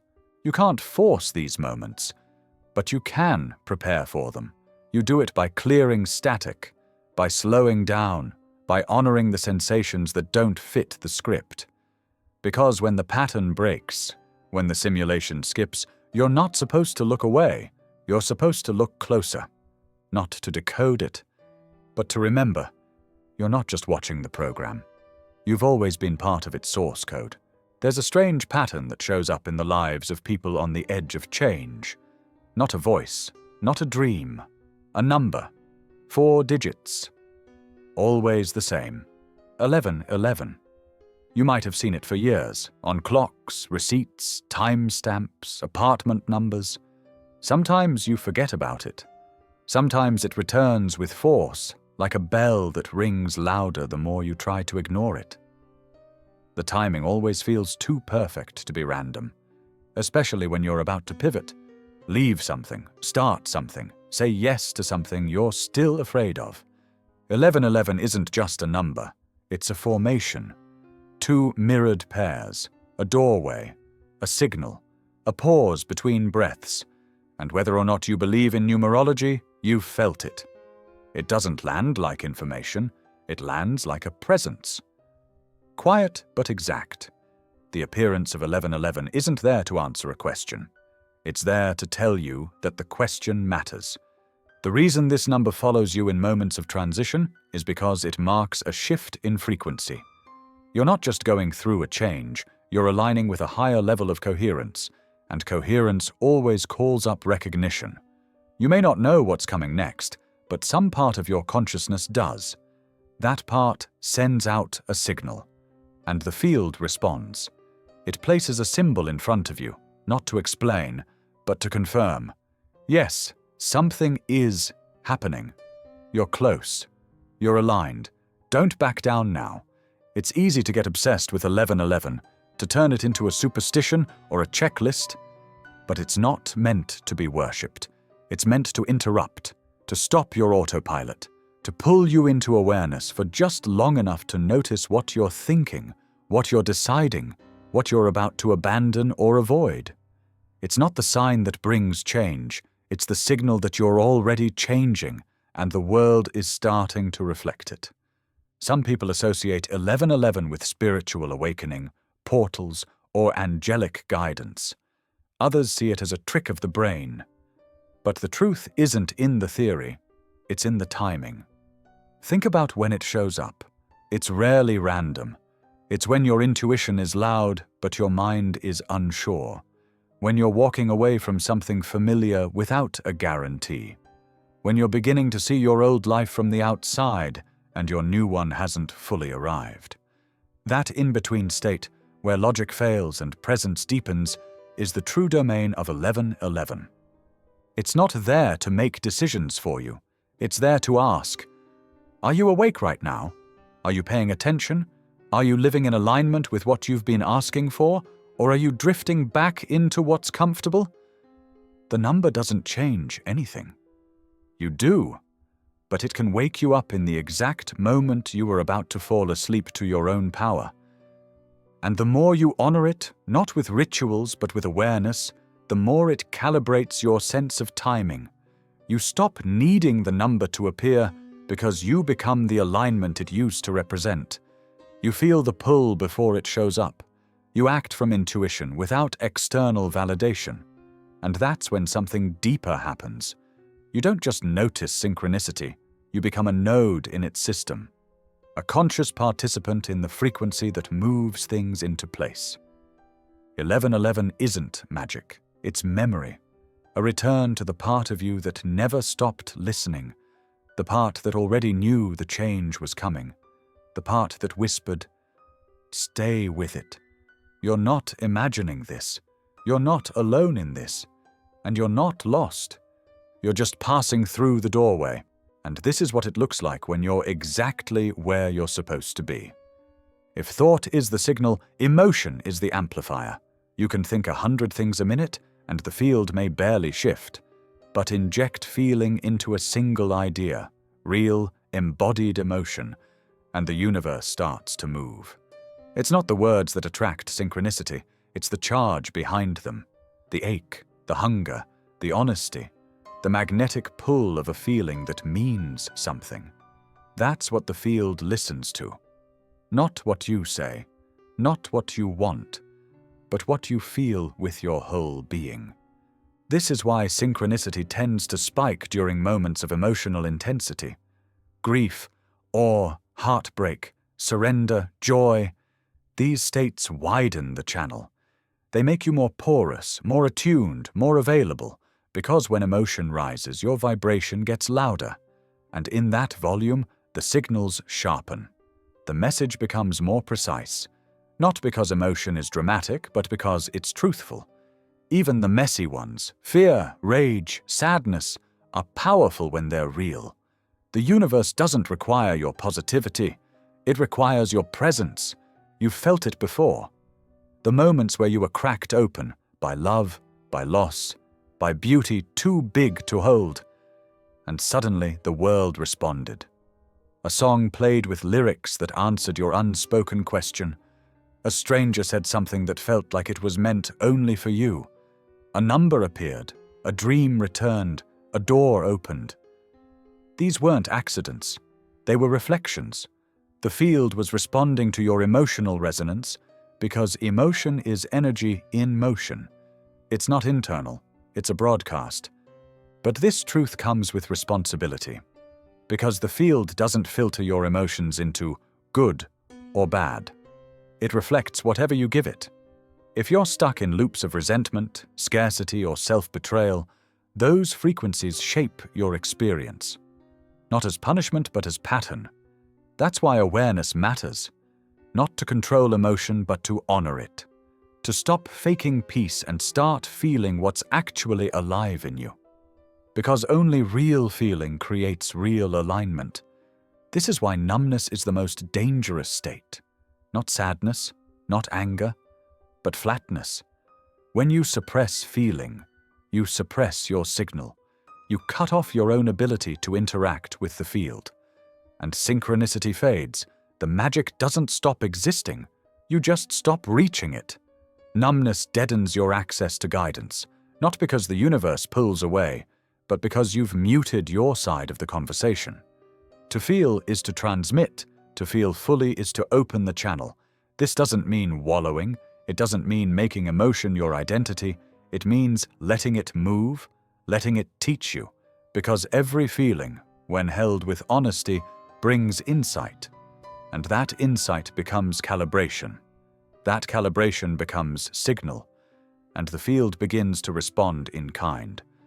So the next time something strange aligns, ask what you were feeling. Not thinking, feeling. What was stirring in you? What truth was rising that maybe you didn't say aloud? The more honest the emotion, the more precise the echo.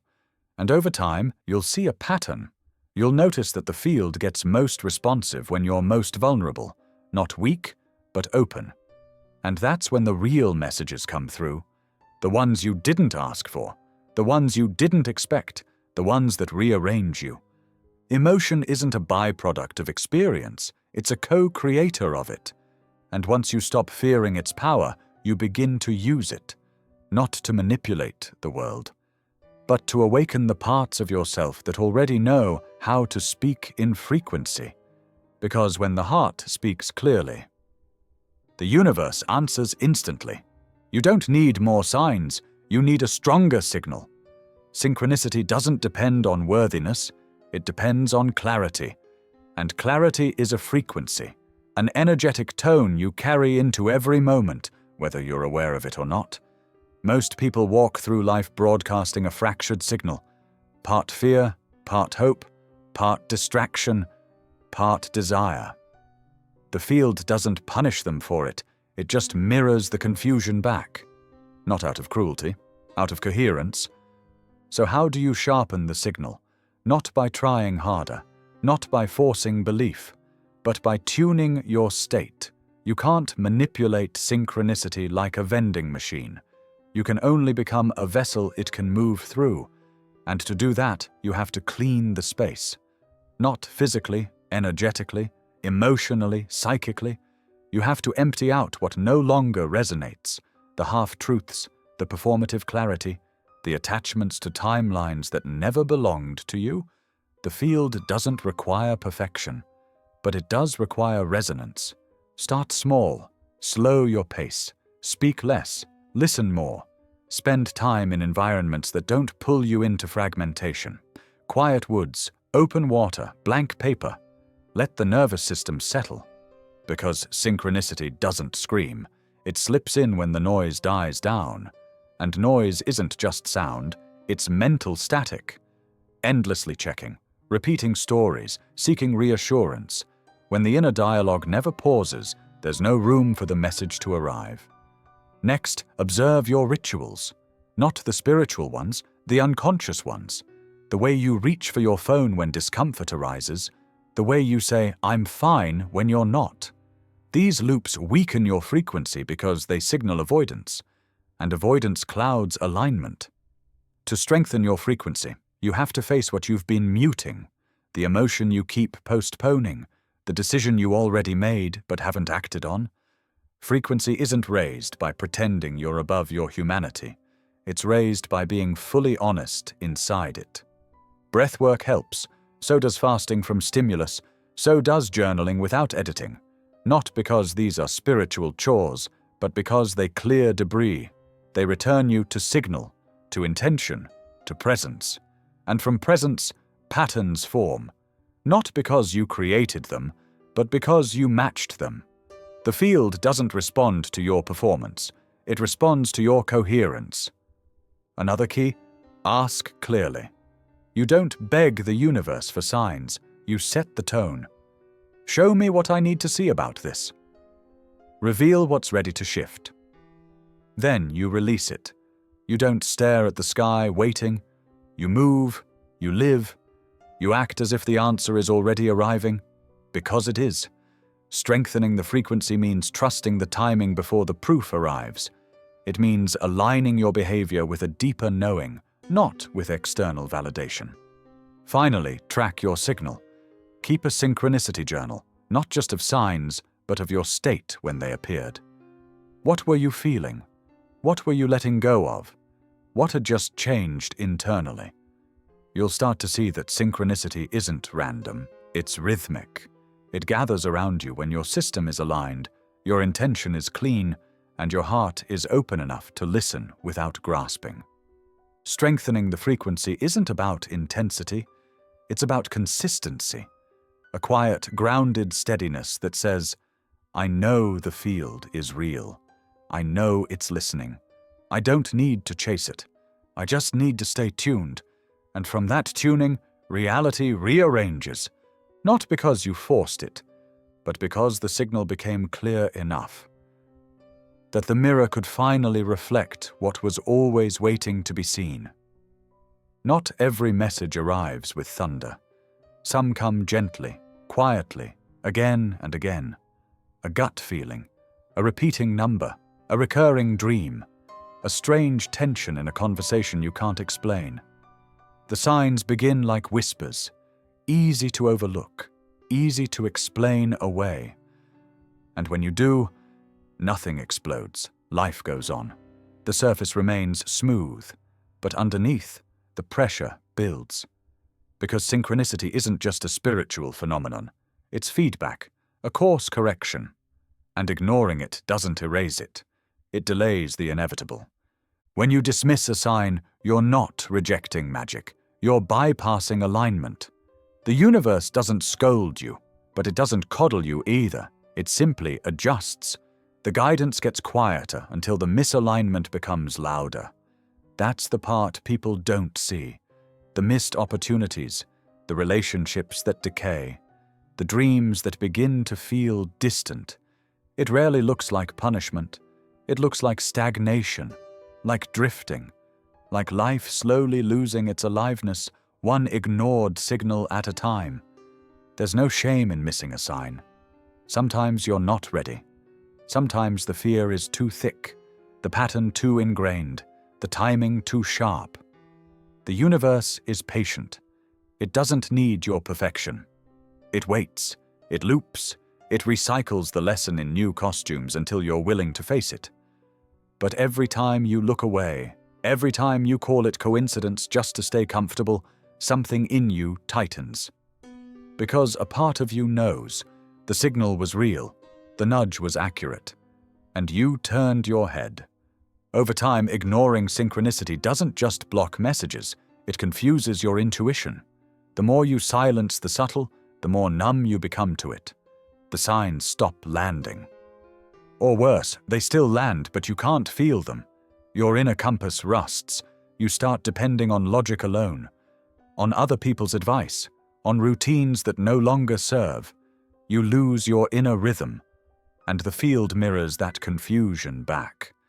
In delays, in dissonance, in the eerie feeling that everything looks right but feels off. But none of this is punishment. It's invitation, repeated, intensified, clarified. Because synchronicity isn't a test you pass or fail. It's a mirror you respond to, or avoid.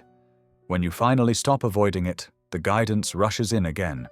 Not because it left, but because you turned back toward it. You remembered how to listen. You admitted what you already knew. And in that moment of humility, the frequency reopens. Reality begins to speak again. Sometimes, though, the messages don't come back softly. If you've ignored them for too long, they may arrive as disruption. A job loss, a breakup, a breakdown. Not because the universe is cruel, but because you wouldn't shift otherwise. You wouldn't leave the comfort zone until it cracked beneath your feet. These ruptures aren't random. They're forced alignments, the field clearing space for a course correction you wouldn't initiate. Not punishment. Pattern. Life making its move when you refuse to make yours. You don't need to fear this. You don't need to chase every sign in paranoia. You just need to stay honest. Ask yourself regularly, what have I been shown that I'm pretending not to see? And if you can answer that without flinching, the system softens. The messages become gentler. You don't need upheaval to awaken. You need willingness. You need presence. You need to stop demanding signs on your terms and start recognizing them on theirs. Because if you don't respond to alignment with awareness, life will respond with momentum. And eventually, the wave you avoided becomes the current that moves you anyway. Doubt doesn't sound like fear. It sounds like logic, like caution, like just being realistic. It wears the mask of maturity, the tone of responsibility. But beneath the surface, doubt is resistance dressed up as reason. It isn't thoughtful discernment, it's hesitation that keeps you stuck in limbo. And synchronicity doesn't thrive in limbo. It thrives in motion, in decision, in response. Every time you delay a choice you know is aligned, the field has to pause. Not out of punishment, but because your signal just went static. This is the part most people miss. When you delay on a truth you already feel, you confuse the current. You ask for signs while ignoring the ones already given. You wait for proof when what's required is movement. And in that delay, synchronicity begins to unravel. The rhythm slows, the flow gets tangled. What once felt sharp, clear, alive, begins to blur. Because the field is not infinite in its tolerance. It mirrors your energy. And if your energy says, I'm unsure, it says, Okay, we'll wait. But the cost of that waiting isn't just time, it's momentum. Synchronicity isn't just about guidance, it's about acceleration. When you respond to it, you're not just following clues, you're compounding frequency, layering alignment on top of alignment. One small yes becomes 10. One intuitive decision clears the path for 4 others you couldn't yet see. Delay breaks that chain. It slows the compounding. It collapses the timeline that was trying to unfold through you. Doubt isn't just an emotional pause, it's a frequency drop. And that drop has consequences. The right people don't reach you on time. The opening you sensed begins to close. The feeling you were ready to act on becomes muted, then murky, then gone. You start questioning whether it was ever real. But it was real. You just hesitated. And the field, loyal to your vibration, adjusted accordingly. This doesn't mean one moment of doubt ruins everything. The field is alive. It adjusts. It reorients. But it needs your agreement to keep moving. You can't outsource certainty. You can't stall forever waiting for the signs to scream. They don't. They whisper. And when you don't act, they stop speaking. Not because they vanished, because they're waiting for you to make space again. And here's the deeper truth. Doubt often shows up strongest when you're closest to a shift. That's when the old self starts to panic. That's when the protective voices get louder. Are you sure? What if you're wrong? What if this doesn't work? But those voices aren't giving wisdom. They're reacting to instability. Doubt isn't proof you're on the wrong path. It's proof you're standing at the threshold of the right one, and the threshold demands courage. The longer you wait, the more energy it takes to move. And eventually, what could have been a gentle shift requires a rupture. Not because you failed, but because your delay hardened the edge of your next evolution. What could have been flow becomes friction. What could have been grace becomes a grind. The path is still there, but the invitation has changed form. You know what you felt. You know what the field has shown you. The question isn't whether the signs are real. The question is whether you'll honor them before they disappear. Because they will. Not as punishment, but as redirection. What doesn't get claimed in presence must be earned in pressure. The cost of doubt isn't just missing out. It's teaching the field that you don't trust it. And the longer you wait, the more it waits too, until one of you chooses to move again. Trust isn't a feeling. It's a frequency. It's not a soft comfort you carry.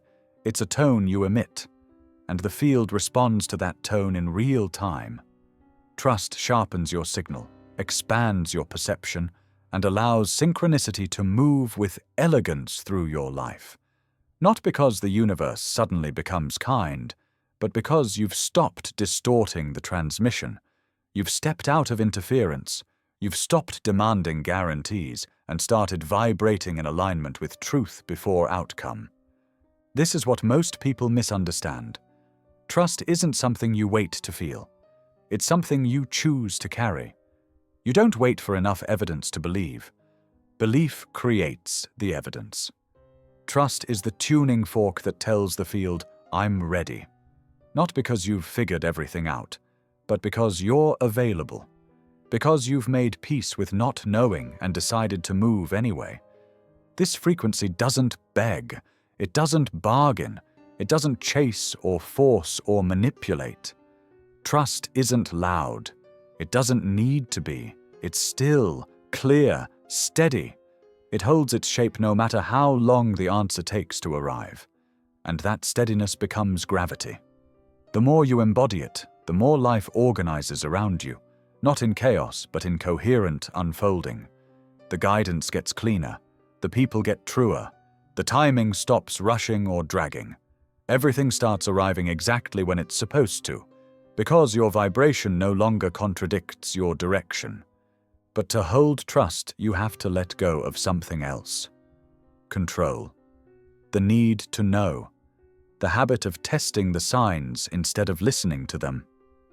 the impulse to plan every step so tightly that there's no space for the unknown to surprise you. Control is the ego's strategy for safety. Trust is the soul's agreement with life. And the two can't share the same seat. This doesn't mean you live recklessly. It doesn't mean you surrender discernment. It means you stop micromanaging the mystery. You stop questioning every delay, every silence, every detour. You stop making meaning only when it's convenient. Because the truth is, alignment often looks like stillness before it looks like movement. Synchronicity doesn't operate on your schedule. It moves with your integrity. And if your energy says, "I'll only trust when things go my way," the field will hold off. Not to punish you, but to protect its own coherence. You've probably already felt the shift. Those moments when you let go, not as defeat, but as devotion. When you stopped demanding clarity and instead became clear. When you stopped asking for proof and started walking like the path was already unfolding beneath your feet. That's when synchronicity surges. That's when the conversation deepens. Because the field doesn't just respond to what you want. It responds to who you are while you wait. And if you're waiting in distrust, in anxiety, in doubt dressed up as strategy, the mirror fogs, the rhythm stalls. But when you're waiting in trust, the signals start to organize again. The field aligns not because you asked loudly, but because you've become matchable. The tone of your life rings clean, and life rings back. So the next time you wonder why synchronicity has slowed, ask yourself this. Not what do I want, but what am I projecting? What frequency am I standing in? And does it reflect faith or fear? Because trust isn't blind. It sees deeper than evidence. It listens beyond logic. And when it becomes your baseline frequency, reality starts moving like it's always known where you were going. Because it has. The universe is always speaking. But sometimes you need to speak first. Not because the field isn't listening, but because you aren't. Requesting a sign isn't about testing reality. It's about attuning yourself to it. It's not a game of prove it to me. It's a ritual of deep presence, a way of sharpening your inner frequency so you can recognize when truth echoes back. The mistake most people make is asking for a sign while secretly bracing for disappointment. Show me something, but only if it's convenient, only if it fits what I already want. That's not a request. That's a trap. The field can't meet you in half-truth. It mirrors what you really mean, not what you say out loud. So when you ask for a sign, your tone matters more than your words. Desperation muddies the water. Control freezes the flow. But stillness, sincerity, readiness, that's what draws the response. The most powerful way to request a sign is to start with a clean question. Not a test, not an ultimatum. A simple invocation. Show me what I need to see. Confirm what my body already knows. Reveal the next right step. Not the whole path, just the next breath. The key isn't the poetry, it's the permission. You're not demanding reality bend to your will. You're inviting it to speak in its native tongue. Timing, symbol, sensation, and synchronicity. Then you release it. That's the part people skip. They ask, and then they obsess. They keep checking the clock.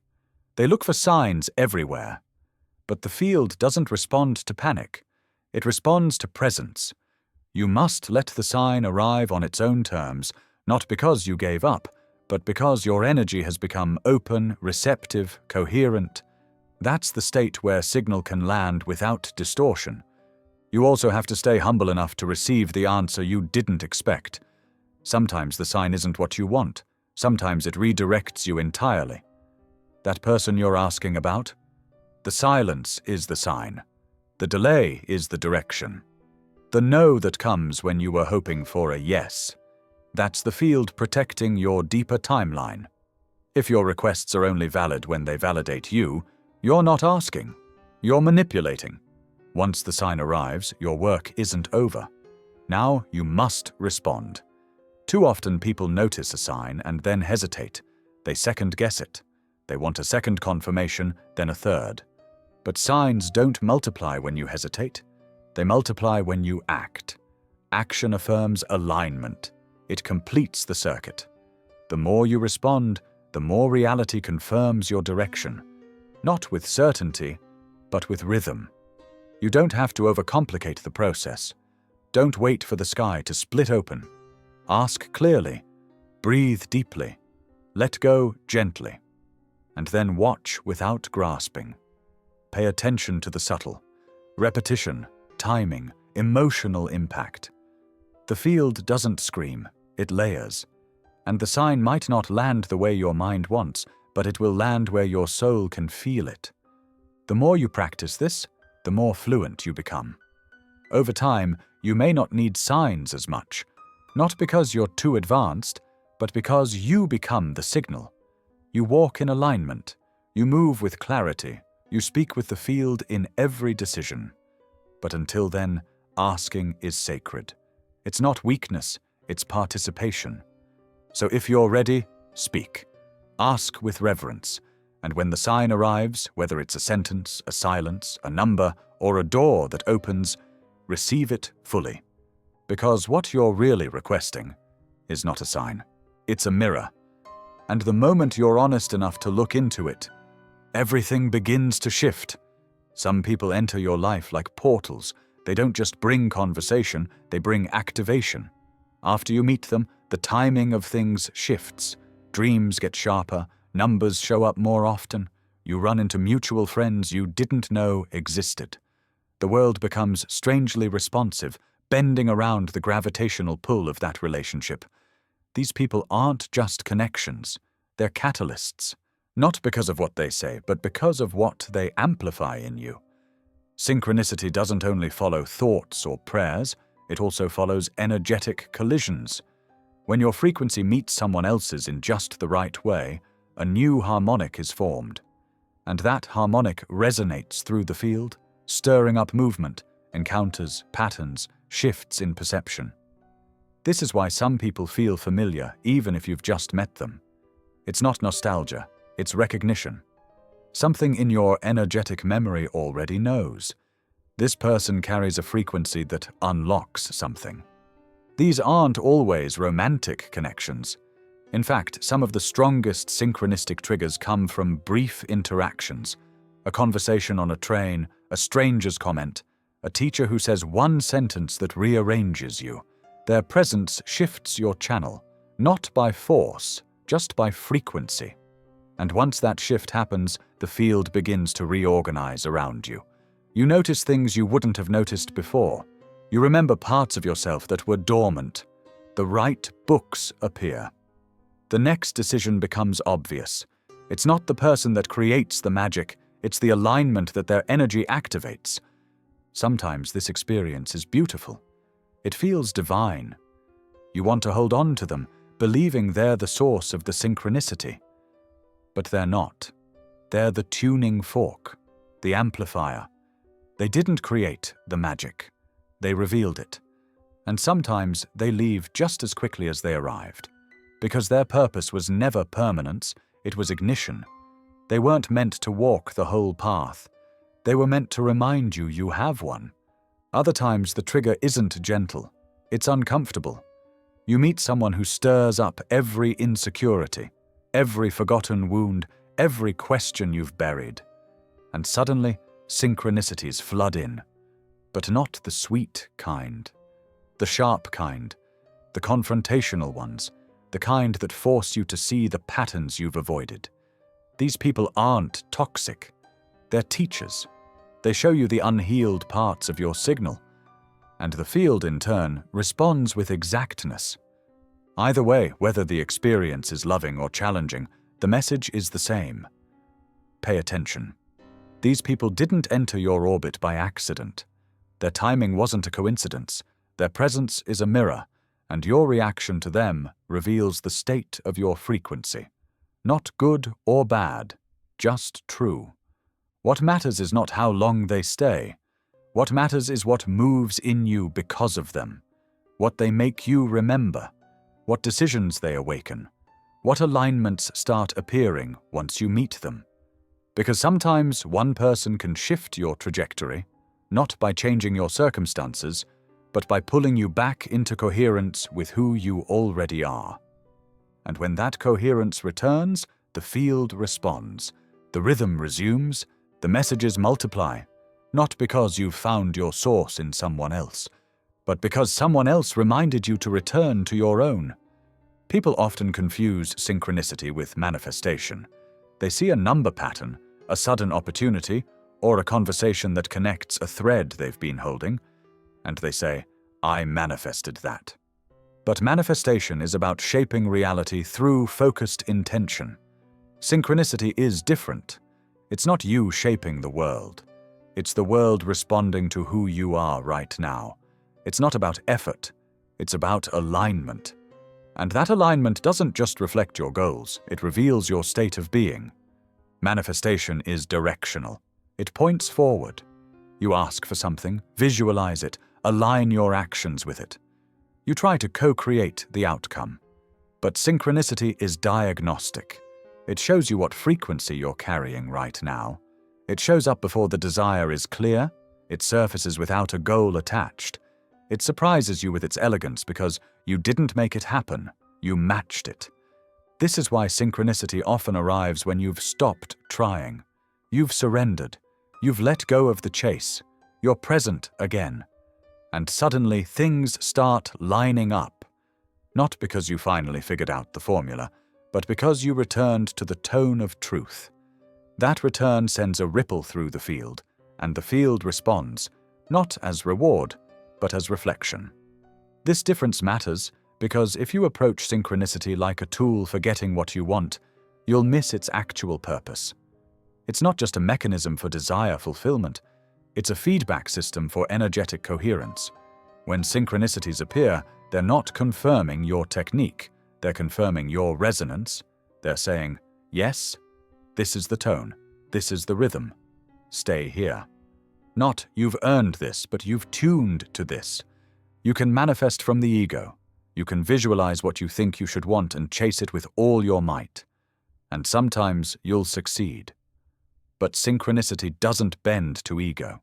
It doesn't serve surface goals. It bypasses your scripts entirely and lands in your field only when your frequency matches the underlying truth. That's why synchronicity is often more intelligent than manifestation. It gives you what you need, not just what you ask for. This is also why synchronicity can feel disruptive. You're asking for love, and the field sends a breakup. You're visualizing success, and a collapse arrives instead. Not because you failed, but because the field sees deeper. It sees the pattern you're projecting, the tension you're still holding, the unhealed part of your story you haven't yet faced. And synchronicity clears the way, sometimes gently, sometimes dramatically. Manifestation requires clarity. It thrives on specificity. But synchronicity often lands best when you have no plan at all, when you're cracked open, when you're honest enough to say, I don't know what I need, but I'm listening. That honesty tunes your field, and the signs begin to move in, not as confirmation that you're in control, but as reminders that you're connected. So when you see the number, get the call, meet the stranger, receive the message, pause. Ask yourself not, what did I do to create this? But what is this reflecting in me right now? That question will take you further than any technique, because manifestation may shape a moment, but synchronicity reveals a state. And when that state is true, the field doesn't need instruction. It knows where to send the signal. It already has, and your job isn't to command it. It's to stay still enough to hear what it just echoed back. Everyone wants synchronicity, until it starts pointing away from what they thought they wanted, until the signs don't confirm the fantasy, but unravel it, until the guidance leads not toward comfort, but toward shedding. That's the part no one tells you, that when you really start listening, when the signs get sharper, more undeniable, more precise, they don't always lead you where you hoped. they lead you where you need to go. And that path is rarely linear. It begins subtly, a nudge, a number, a moment that feels too aligned to ignore. And at first you assume it's guiding you toward success, ease, fulfillment.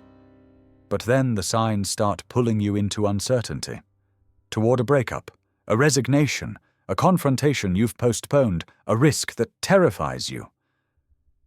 You pause, confused. Is this really alignment? Why does it feel so hard? But alignment doesn't always feel safe. Sometimes it feels like release, not because you're failing, but because you're being freed. Synchronicity doesn't flatter the ego, it answers the soul. And the soul often asks for things the ego would never choose, like solitude instead of attention, depth instead of speed, silence instead of applause. That's why the signs might feel off at first, not because they're wrong, but because they're challenging a version of you that's too small to hold what's next. This is where many turn back. They say, the signs were confusing, or maybe I imagined them. But it's not confusion, it's expansion. You're being stretched into a space your old logic can't enter.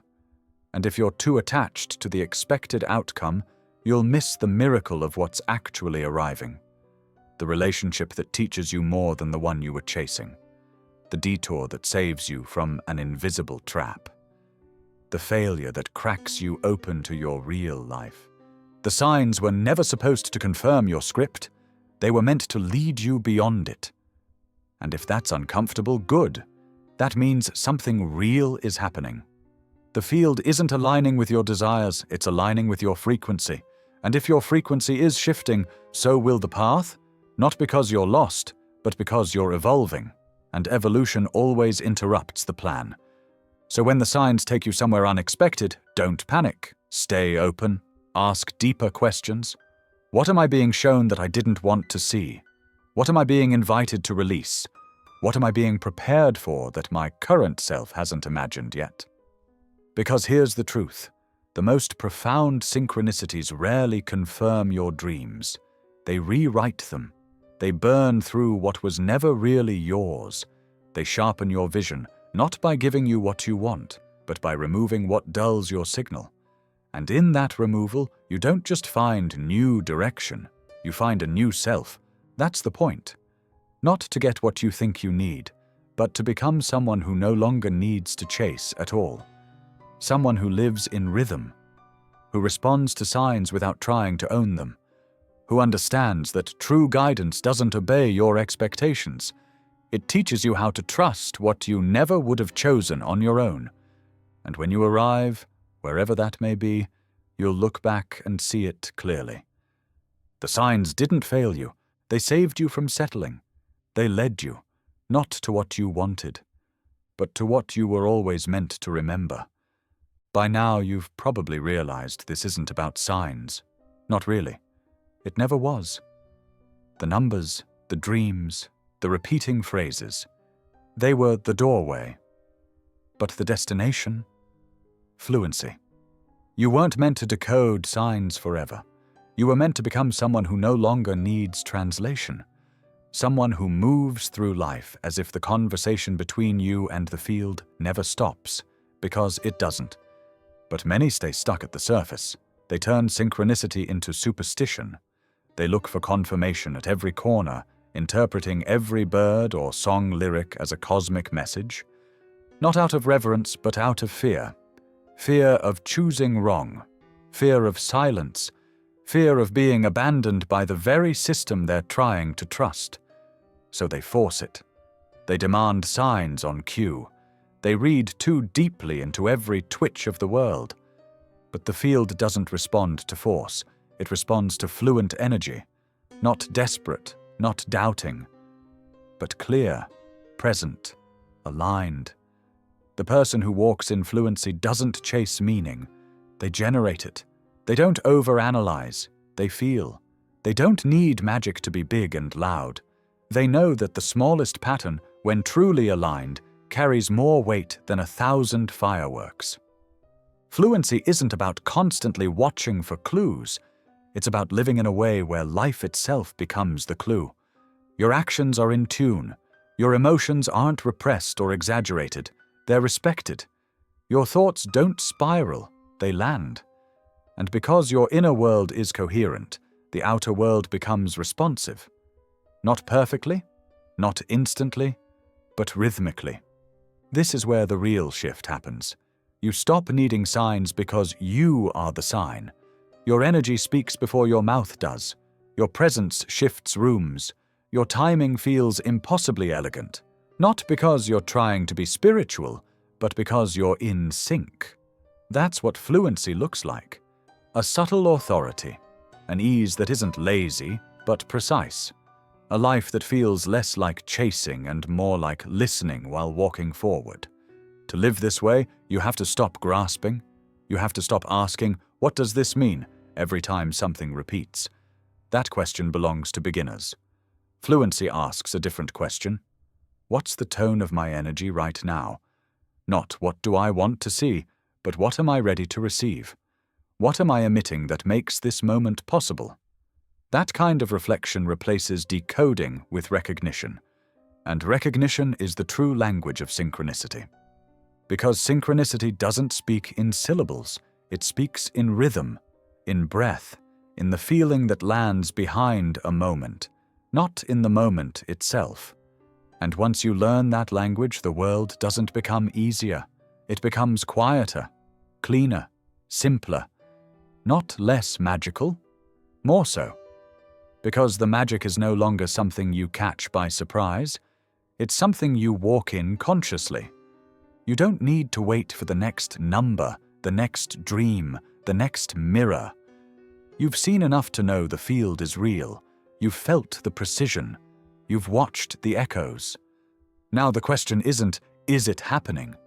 It's, am I ready to live as if it always is? Fluency doesn't end the mystery. It deepens your respect for it.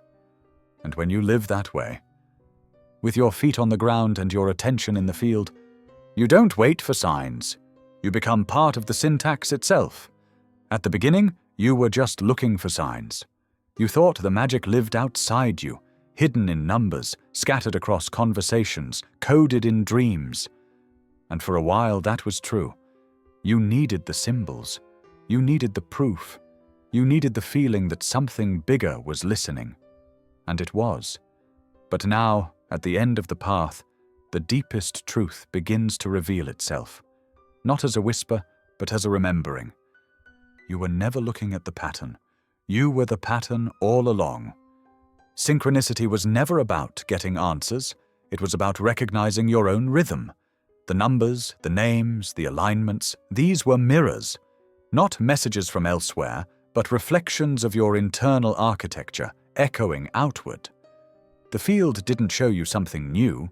It showed you, the deeper layers, the buried clarity, the intelligence beneath your fear.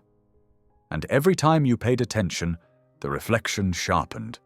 Now the loop closes, not with finality, but with wholeness. You stop needing the world to echo your truth because your life becomes that echo. You stop interpreting signs because you embody the signal. You walk differently. You choose differently. Not because you're following guidance, but because you are it. And this is where the real magic lives, not in what happens to you, but in how you happen to the world. When synchronicity first began, it felt random. Then it felt sacred. Now it feels normal. Not because it's lost power, but because you've caught up to it. Your system can hold the frequency. Your nervous system isn't shocked by magic anymore. It recognizes it. It integrates it. It moves with it. And in that movement, you begin to see something stunning. That everything was always part of the pattern. Even the delays, even the confusion, even the years where you thought nothing was happening. They were. You were just being woven. And now, standing inside the center of that tapestry, you realize the pattern doesn't need to keep showing itself to you anymore. You can feel it in your breath, in your decisions, in your rest. in the way you no longer chase closure because you are closure, in the way you no longer fear the silence because you trust what it's building. You don't wait for miracles, you wake up as one, not in ego, but in essence. Not because you're special, but because you've remembered what's always been true, that your frequency is not random, that your presence has always carried code, that your becoming was the sign. So now you walk, not to seek, but to extend, to ripple, to echo the clarity you've become. You move not for outcome, but for alignment. You speak because the field listens, and more importantly, because you do. And if the signs still come, you smile. Not in dependence, but in communion. A nod from the field, a wink from the mirror, a reminder that the dance never ends, it just deepens. Because the point of all this wasn't to learn the language of synchronicity. It was to remember you are the language. And when you live that way, the universe doesn't just respond, it resonates, and every step forward is the next note in a song you were always meant to remember.